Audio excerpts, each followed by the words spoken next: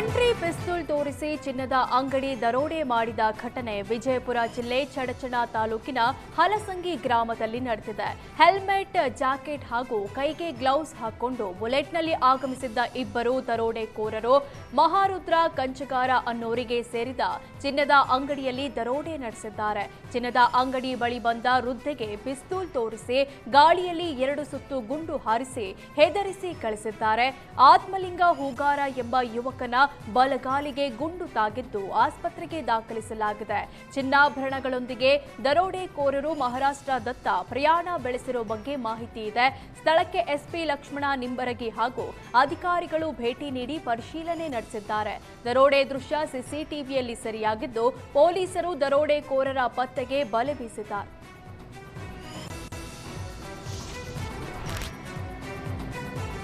Ice cream parlour manager ಜೊತೆ ಪೊಲೀಸರು ಅನುಚಿತವಾಗಿ ವರ್ತಿಸಿದ್ದಾರೆ ಅಂತ ಆರೋಪಿಸಲಾಗಿದೆ. ಬೆಂಗಳೂರಿನ ಆರ್ಟಿ ನಗರ ಪೊಲೀಸ್ ಠಾಣಾ ವ್ಯಾಪ್ತಿಯಲ್ಲಿ ಈ ಘಟನೆ ನಡೆದಿದೆ. ರಾತ್ರಿ 11:30ರ ತನಕ ಐಸ್ ಕ್ರೀಂ ಪಾರ್ಲರ್ ಓಪನ್ ಮಾಡಿದ್ದಕ್ಕೆ ಮ್ಯಾನೇಜರ್ನನ್ನ ಬಲವಂತವಾಗಿ ಜೀಪ್ನ ಒಳಗೆ ಪೊಲೀಸರು ತಳ್ಳಿದ್ದಾರೆ.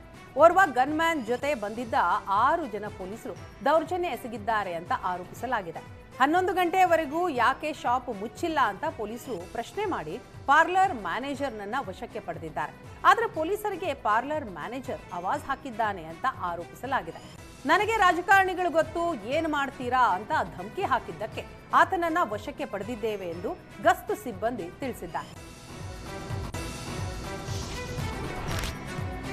ಬಿಜೆಪಿ ಮುಖಂಡ ವಿಕಾಸ್ ಪುತ್ತೂರ್ಗೆ ದ್ವೇಷ ಭಾಷಣ ಕಾಯ್ದೆಯಡಿ ನೋಟಿಸ್ ನೀಡಲಾಗಿದೆ. ಈ ಬಗ್ಗೆ ಪ್ರತಿಕ್ರಿಯೆ ನೀಡಿದ ಪರಿಷತ್ ವಿಪಕ್ಷ ನಾಯಕ ಛಲವಾದಿ ನಾರಾಯಣ ಸ್ವಾಮಿ, ನಾವು ಯಾವ ಕಾರಣಕ್ಕೆ ದ್ವೇಷ ಭಾಷಣದ ಬಿಲ್ ವಿರೋಧಿಸಿದ್ವಿ ಅಂತ ರಾಜ್ಯದ ಜನರಿಗೆ ಈಗ ಗೊತ್ತಾಗಿರಬೇಕು. ಇನ್ನೂ ದ್ವೇಷ ಭಾಷಣ ಬಿಲ್ ಜಾರಿಗೆ ಬಂದಿಲ್ಲ. ಆಗಲೇ ಅದರ ಹೆಸರಿನಲ್ಲಿ ಬಿಜೆಪಿ ಮುಖಂಡನಿಗೆ ನೋಟಿಸ್ ನೀಡಲಾಗಿದೆ. ದ್ವೇಷ ಭಾಷಣದ ಹೆಸರಲ್ಲಿ ಬಿಜೆಪಿ ನಾಯಕರನ್ನ ಟಾರ್ಗೆಟ್ ಮಾಡಲಾಗ್ತಾ ಇದೆ. ಹೀಗಾಗಿ ಯಾವುದೇ ಕಾರಣಕ್ಕೂ ದ್ವೇಷ ಭಾಷಣ ಕಾಯ್ದೆಗೆ ರಾಜ್ಯಪಾಲರು ಸಹಿ ಹಾಕಬಾರದು ಅಂತ ಹೇಳಿದ್ರು.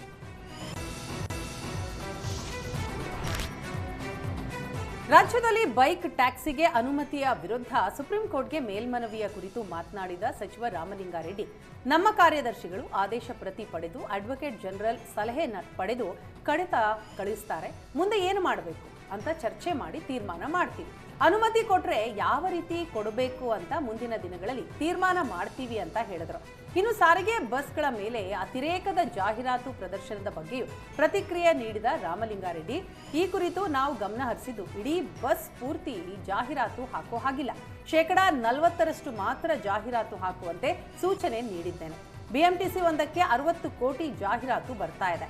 ಮೊನ್ನೆ ಗುಟ್ಕಾ ಜಾಹೀರಾತನ್ನ ಹುಬ್ಬಳ್ಳಿಯಲ್ಲಿ ಹರಿದು ಹಾಕಿದ್ದಾರೆ. ಹಾಗಿದ್ರೆ ದೇಶದಲ್ಲಿ ಗುಟ್ಕಾವನ್ನೇ ನಿಷೇಧ ಮಾಡಿಬಿಡ್ಲಿ ಅಂತ ಹೇಳಿದ್ರು. ಬೆಳಗಾವಿಯಲ್ಲಿ 400 ಕೋಟಿ ರೂಪಾಯಿ ದರೋಡೆ ಪ್ರಕರಣ ಭಾರೀ ಸಂಚಲನ ಸೃಷ್ಟಿಸಿದೆ. ಈ ಬಗ್ಗೆ ಪ್ರತಿಕ್ರಿಯೆ ನೀಡಿದ ಸಚಿವ ಪ್ರಿಯಾಂಕ್ ಖರ್ಗೆ, ಗುಜರಾತ್, ಮಹಾರಾಷ್ಟ್ರ ಮತ್ತು ಗೋವಾ ರಾಜ್ಯಗಳಿಗೆ ಲಿಂಕ್ ಇದೆ ಎನ್ನಲಾಗ್ತಾ ಇದೆ.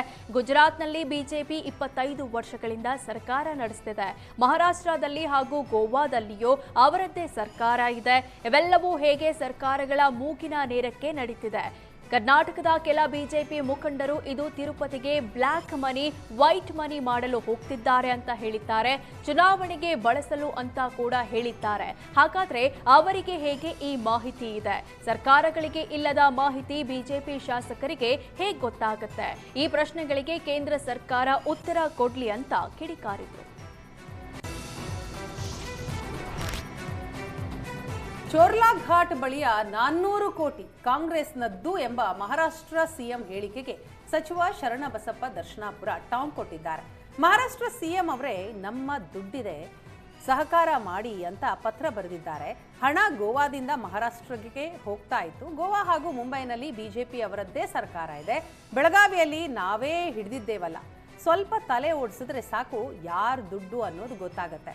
ತನಿಖೆ ಮಾಡುವ ಮೊದಲು ನಾವು ಬಿಜೆಪಿ ಅಂತೆ ಆರೋಪ ಮಾಡೋದಿಲ್ಲ, ತನಿಖೆ ಆದ ಮೇಲೆ ಗೊತ್ತಾಗುತ್ತೆ ಅಂತ ಸಚಿವ ಶರಣಬಸಪ್ಪ ದರ್ಶನಾಪುರ ಹೇಳಿದರು.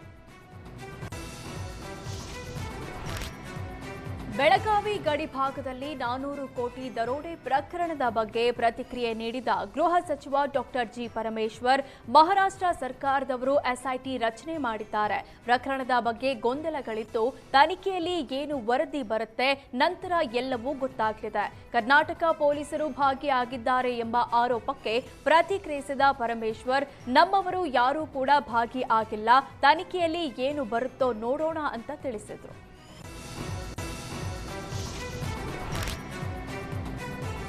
ಬೆಳಗಾವಿ ಗಡಿಯಲ್ಲಿ 400 ಕೋಟಿ ರೂಪಾಯಿ ದರೋಡೆ ಪ್ರಕರಣದ ಕುರಿತು ಪೊಲೀಸರು ತನಿಖೆ ಮಾಡ್ತಾ ಇದ್ದಾರೆ. ಎಲ್ಲ ಸತ್ಯ ಆಚೆ ಬರುತ್ತೆ ಎಂದು ದಾವಣಗೆರೆಯಲ್ಲಿ ಸಚಿವ ಜಮೀರ್ ಅಹಮದ್ ಹೇಳಿದ್ದಾರೆ.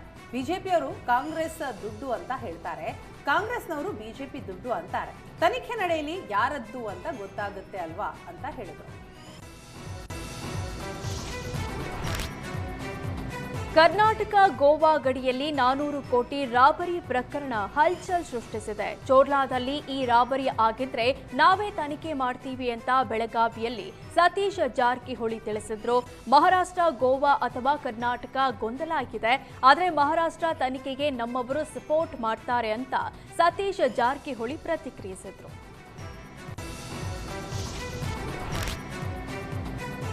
ಗಣರಾಜ್ಯೋತ್ಸವ ದಿನ ಸಂದೇಶದಲ್ಲಿ ಕಾನೂನು ಸಚಿವ ಎಚ್.ಕೆ. ಪಾಟೀಲ್ ನರೇಗಾ ಯೋಜನೆಯನ್ನ ಪ್ರಸ್ತಾಪ ಮಾಡಿದರು. ಈ ವೇಳೆ ಕೇಂದ್ರ ಸರ್ಕಾರದ ನಡೆ ಖಂಡಿಸ್ತಾ ಇದ್ದೇನೆ ಅಂತ ಪರಿಷತ್ ಸದಸ್ಯ ಎಸ್.ವಿ. ಸಂಕನೂರು ಕಾರ್ಯಕ್ರಮ ಬಹಿಷ್ಕಾರ ಮಾಡಿದ್ದಾರೆ. ಜಿಲ್ಲಾ ಕ್ರೀಡಾಂಗಣದಲ್ಲಿ ನಡೆದ ಕಾರ್ಯಕ್ರಮದಲ್ಲಿ ಕೇಂದ್ರ ಹಾಗೂ ರಾಜ್ಯದ ನಡುವಿನ ಸಂಘರ್ಷದ ಬಗ್ಗೆ ಪ್ರಸ್ತಾಪ ಮಾಡಿದರು. ಉದ್ಯೋಗ ಖಾತ್ರಿ ಯೋಜನೆಯನ್ನ ನೀರಸಗೊಳಿಸಿದೆ ಅಂತ ಹೇಳ್ತಾ ಇದ್ದ ಹಾಗೆ ಪರಿಷತ್ ಸದಸ್ಯ ಎಸ್.ವಿ. ಸಂಕನೂರು ಕಾರ್ಯಕ್ರಮದಿಂದ ಎದ್ದು ಹೋಗಿದ್ದಾರೆ. ಬೆಂಗಳೂರಿನ ಸಾದರಮಂಗಲ ಬಳಿ ಬಿಎಂಟಿಸಿ ಬಸ್ಗೆ ರೈಲು ಡಿಕ್ಕಿ ಹೊಡೆದಿದೆ. ಬಿಎಂಟಿಸಿ ಬಸ್ನ ಹಿಂಭಾಗ ಸಂಪೂರ್ಣ ಕಿತ್ತು ಹೋಗಿದೆ. ಅದೃಷ್ಟವಶಾತ್ ಬಸ್ನಲ್ಲಿ ಪ್ರಯಾಣಿಕರು ಇರಲಿಲ್ಲ, ಹೀಗಾಗಿ ಭಾರಿ ದೊಡ್ಡ ದುರಂತವೊಂದು ತಪ್ಪಿದೆ. ಬಸ್ನಲ್ಲಿದ್ದ ಕಂಡಕ್ಟರ್ಗೆ ಗಂಭೀರ ಗಾಯವಾಗಿದೆ. ಬಿಎಂಟಿಸಿ ಬಸ್ ಚಾಲಕ ನಿರ್ಬಂಧಿತ ರೈಲು ಹಳಿ ಮೇಲೆ ರಿವರ್ಸ್ ಬರ್ತಿದ್ದಾಗ ಈ ಅಪಘಾತವಾಗಿದೆ.